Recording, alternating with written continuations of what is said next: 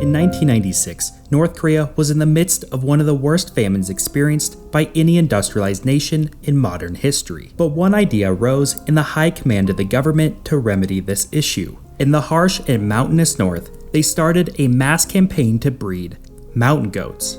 Flush with the shrubs they graze upon, it seemed like the perfect way to procure more food for the region. Within 2 years, the goat population tripled. But those shrubs that the goats quickly devoured held together the loose mountain soil during the annual massive rainfalls. Now without them, the result was massive mudslides which destroyed much of the only arable land for agriculture and the complete flooding of coal mines. In just 4 years, 5 to 10% of North Korea's entire population perished. Yet this is just one small example of a terrible decision in a country that arguably has the most mismanaged economy in modern times. But the North Korea you see on the news today, with its starving citizens and a leadership hell-bent on making nuclear weapons in a desperate last-ditch attempt to maintain power, is largely a product of the last few decades. While North Korea and its tiny economy are now juxtaposed with the incredibly prosperous South Korea, which now has over 70 times the economic output, things used to be dramatically different. In fact, for decades, it was the North who maintained a political, economic, technological, and military superiority over the South. North Korea for a time was so much better off that it once was pointed to as a shining example of communism in the developing world. And for a brief moment, it was the most industrialized and advanced Asian society. From the quote-unquote ideal socialist state to the worst place to live in the world, this is a story of how North Korea became so incredibly poor.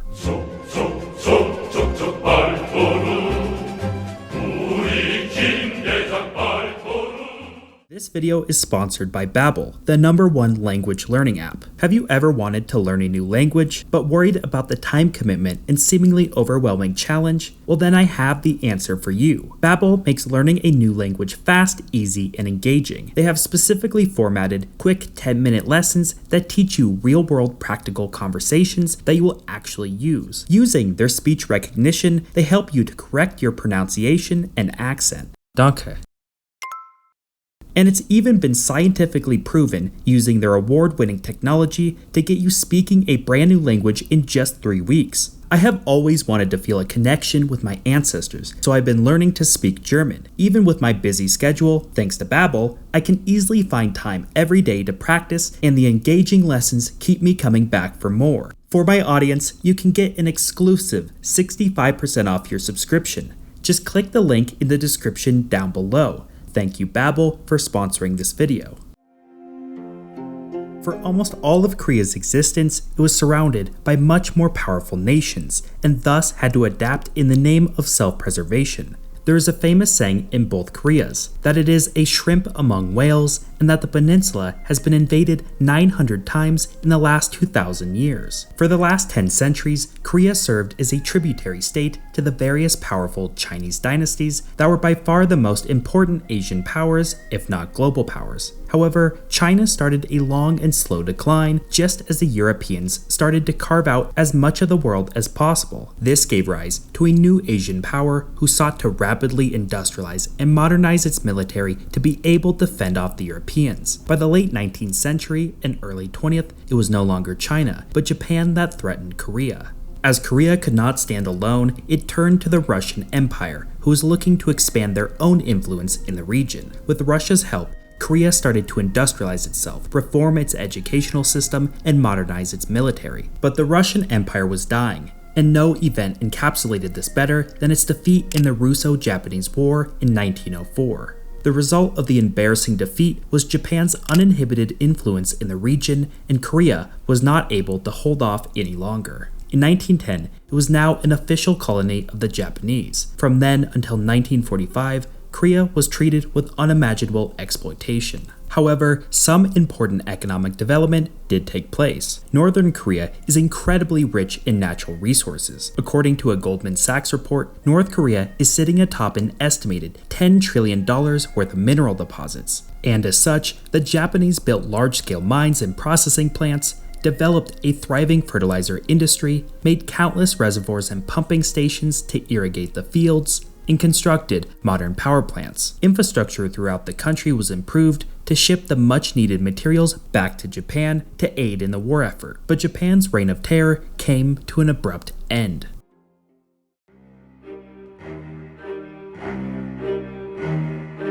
In the very last months of the Second World War, 1.5 million Russian troops launched a lightning invasion into Manchuria in an effort to snatch up as much land as possible before the capitulation of the Japanese Empire. At the same time, Hiroshima and Nagasaki were erased by the Americans. Weeks later, the largest war in human history was over, but immediately the stage was set for a new, much longer spanning conflict. Much like the occupation of Germany after the war, Korea was split in half and now existed under polar opposite political ideologies. Their new border then became the new front line of the Cold War. The Soviet Union, in control of the North, quickly appointed Kim Il-sung, a guerrilla fighter in the war who later became an officer in the Soviet army during the liberation of Korea. He quickly began to build a socialist command economy modeled after and with the help of the Soviet Union. Land was redistributed, those Japanese industries were nationalized, a socialist central bank was created,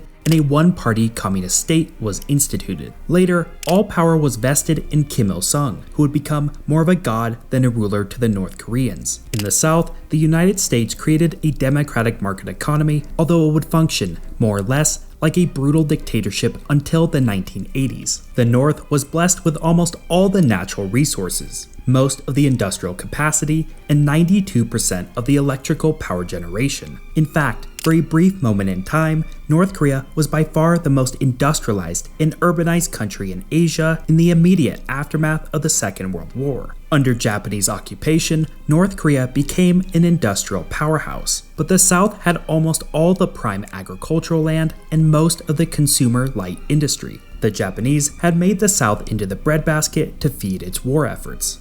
North Korea all of a sudden did not have enough farmlands to feed its people. Faced with its immediate industrial upper hand, but its scarcity of food, and the worry that the South, being backed by the largest economy on Earth, would catch up quickly, Kim Il-sung, combined with the support of the Soviets and later the Chinese, launched an invasion in 1950.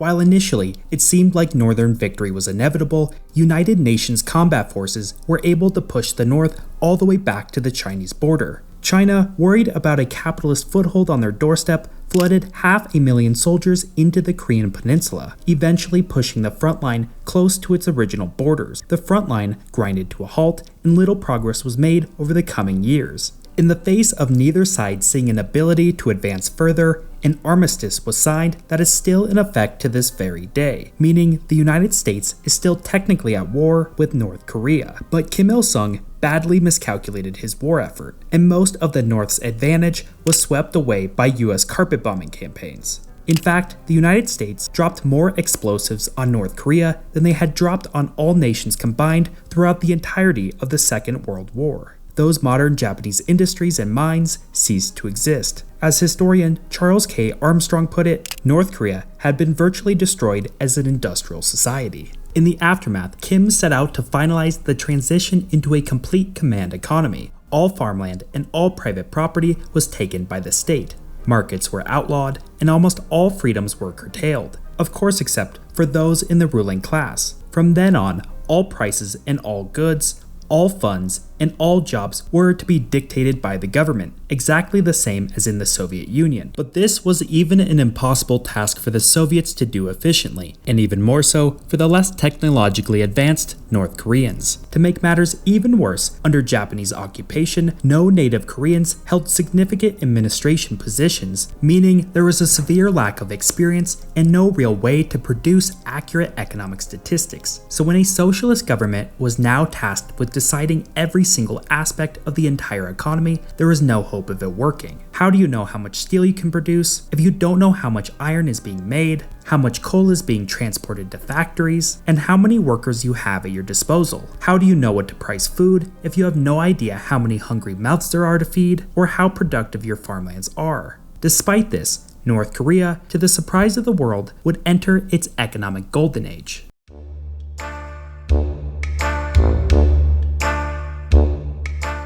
The North Korean economy from the end of the war until the 1970s grew at a titanic 15% a year, quickly dwarfing the small agrarian economy of the South. But how is it possible that this small nation that was just bombed back into the Stone Age was now able to become one of the fastest growing economies on Earth? The resurgence of North Korea was due in large part to a unique set of circumstances. At the heart of it all was the religious-like dominance of the entire nation by Kim Il-sung. He quickly started to rewrite history, banned religion, persecuted his political opponents, and ultimately became the supreme authority of the land. He warped the Marxist-Leninist theories to his own advantage and to work better with traditional Korean beliefs. This new political dominance was rooted in the ideology of Juche, which roughly translates to self-reliance. Kim argued that the true peak of civilization was contingent upon being freed from the chains of reliance on other nations. The way to achieve this was by placing all trust in him and by carrying out tremendous sacrifice for the state. The ideology heavily borrowed from Korean Confucianism with concepts of hierarchy as the basis of order and social harmony. Coupled with heavy propaganda, the image of the state and Kim himself was warped to resemble that of a family patriarch. With a deeply embedded cultural tradition of family and respecting your elders, it was the perfectly crafted means of social control over the North Koreans. This provided the perfect foundation in which to control and guide the restoration of the nation and economy. However, ironically, and against the notions of self-reliance, North Korea's resurgence was wholly dependent on dramatic amounts of help from the other socialist nations. It was given hydroelectric dams, railroads, irrigation systems, and industrial equipment from the Soviets, and food, oil, and fertilizer from the Chinese. From 1950 to 1960, North Korea would receive a massive, at the time, $1.65 billion worth of patron aid, mostly from the Soviet Union. Not only that, but China and the Soviets forgave North Korea of its wartime loans and even sent tens of thousands of free workers to rebuild infrastructure, restore destroyed factories, and revive croplands. Along with its vast resources, cheap labor, and a huge demand for commodities by other socialist nations meant North Korea could gain quick money by selling raw resources to them. Within 2 years after the war, the economy was larger than it had ever been before, and by the 1960s, it was producing exponentially more of everything than South Korea, who was just starting to build their own heavy industry. But how and why did North Korea receive so much economic aid? Kim was able to walk into Stalin's office, provide a huge list of economic needs to which Stalin would often accept. But why?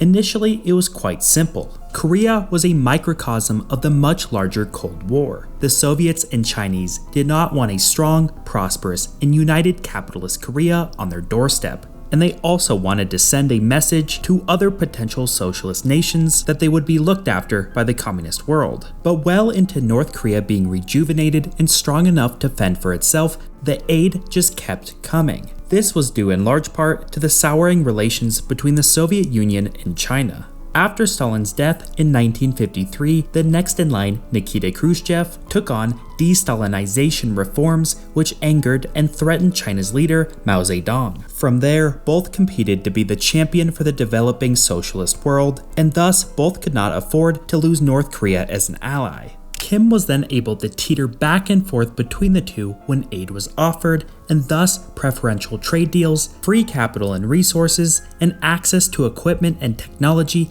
kept on flooding in. North Korea was able to thrive economically because it was constantly being stimulated by socialist competition, and Kim's fierce iron grip politically meant he could carry out rapid industrialization and militarization of the whole country. But North Korea's unprecedented growth hid the abhorrent structural flaws and catastrophic economic decisions that would lead to it eventually becoming the worst place to live in the world.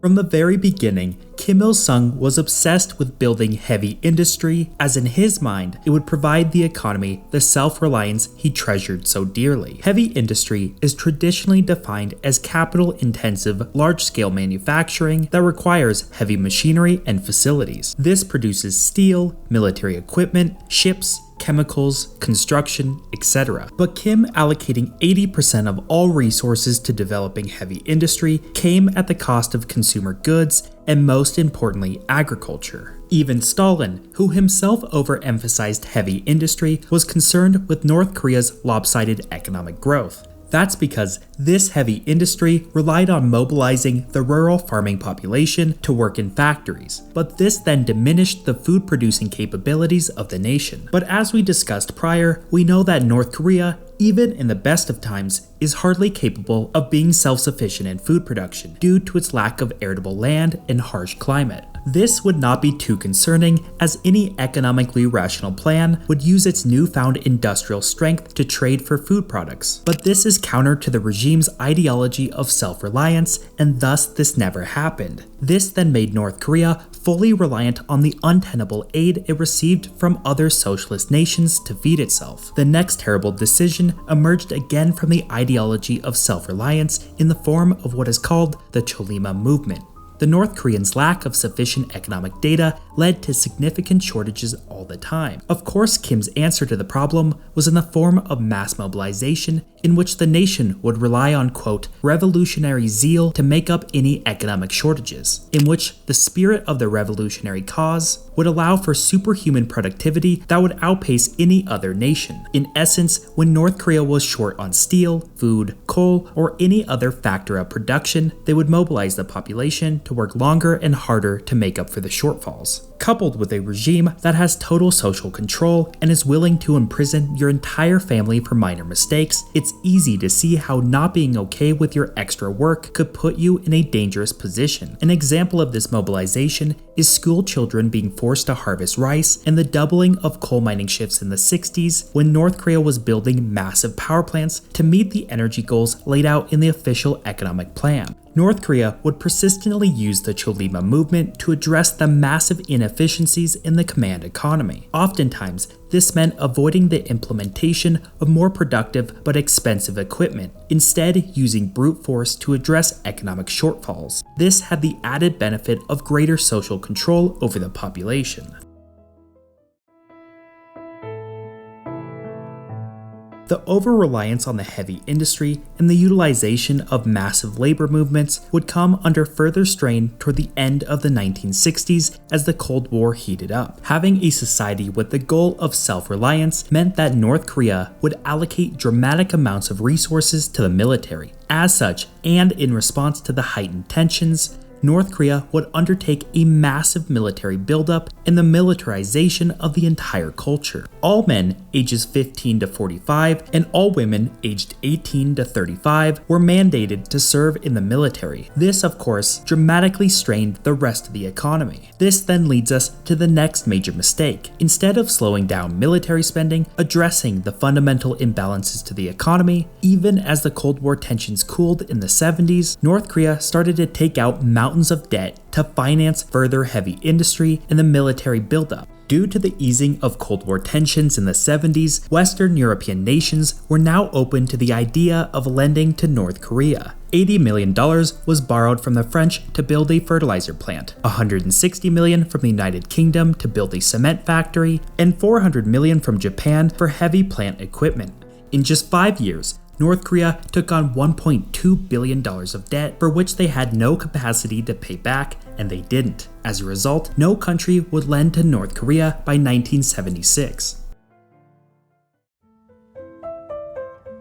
Any rational economic leader would try and utilize its vast resources to balance its budget and economy. But North Korea had a problem. Despite years of political instability, South Korea by the 80s was undergoing its economic miracle and democratization. This was a huge problem for the North Korean regime, as its grip on power could easily be broken if the North Koreans saw the burgeoning middle class and rapid increases in quality of life that the South was now enjoying. For the first time in their histories, the South was now better off than the North, and rapidly pulling ahead.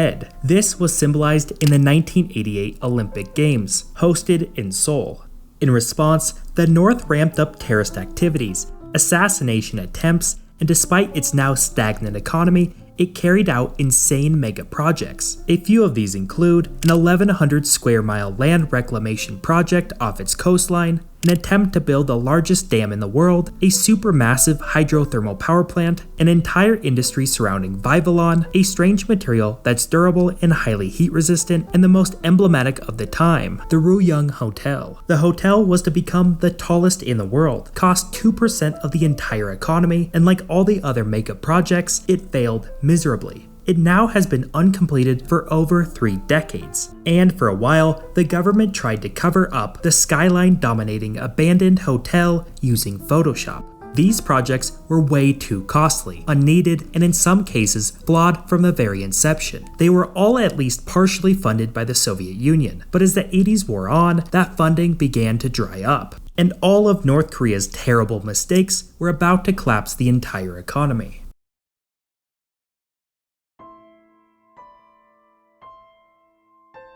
By the early 90s, North Korea still had a massively lopsided economy. It was allocating a vast majority of its budget to the military, it had not made significant attempts to pay off its debts, and just like in the aftermath of the Korean War, it was still heavily reliant on other socialist states to feed and fund itself. But the world was changing rapidly. The Soviet Union, under the weight of political liberalization and a faltering economy, finally collapsed in late 1991, and China was undergoing reforms, now seeing North Korea as more of a nuisance than as an ally. Trade with the Russian Federation collapsed 6-fold. Food imports and aid completely stopped, and previous loans were no longer being forgiven. Maybe most importantly, Russia was no longer willing to give oil to North Korea at preferential rates, and the supply of it went from 3.5 million tons per year to just 45,000. This would have a catastrophic ripple effect throughout the entire economy. The now complete shortage of fuel meant that coal mining ceased, power plants went offline, and chemical fertilizer was no longer able to be produced. As such, much more water was now needed to irrigate the fields,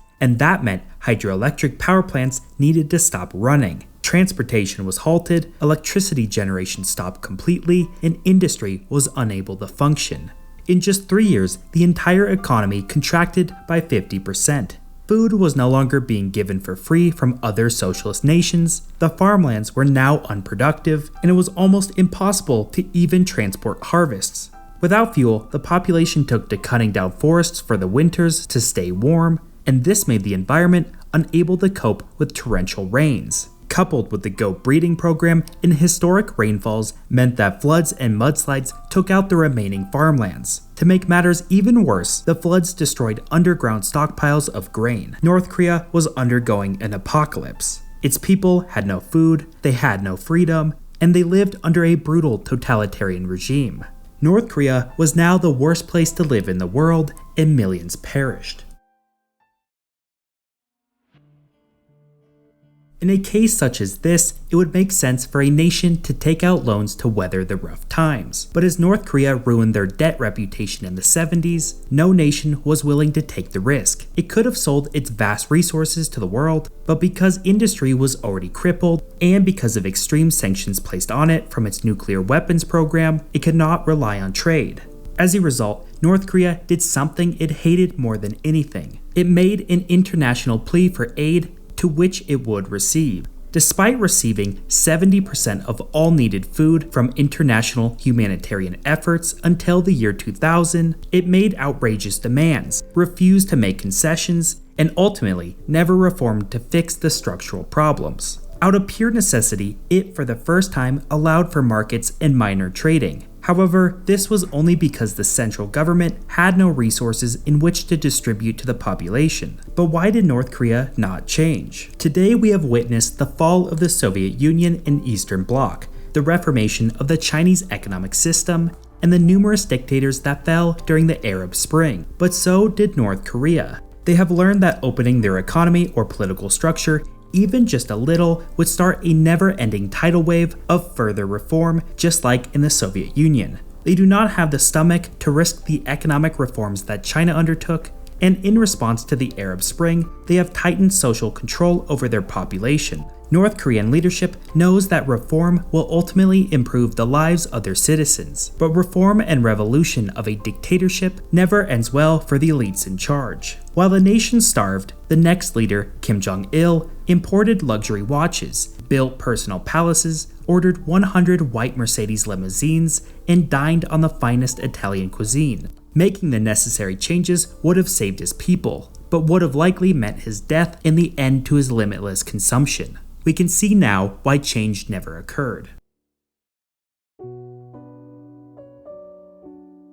But with the fall of the Soviet Union and the subsequent economic calamity, how does North Korea still exist? There are two things currently keeping North Korea still afloat. One means of making money that we have not yet discussed is state-sponsored illicit activities. North Korea started in the 70s but ramped up dramatically in the 90s the manufacturing and distribution of drugs, fake US currency, sold weapons to international terrorist organizations, and partook in human trafficking and slave labor in their prison camps. In fact, because of the unique conditions in which a nation-state is actually partaking in these illegal activities, North Korea is making drugs with some of the highest quality in the world and making counterfeit currency that is said to be better than real dollars. It harbors international criminals and employs them. This then gives the criminals access to state-sponsored distribution and protection, and they give North Korea plausible deniability when caught. The money generated from these illicit activities is hard to estimate,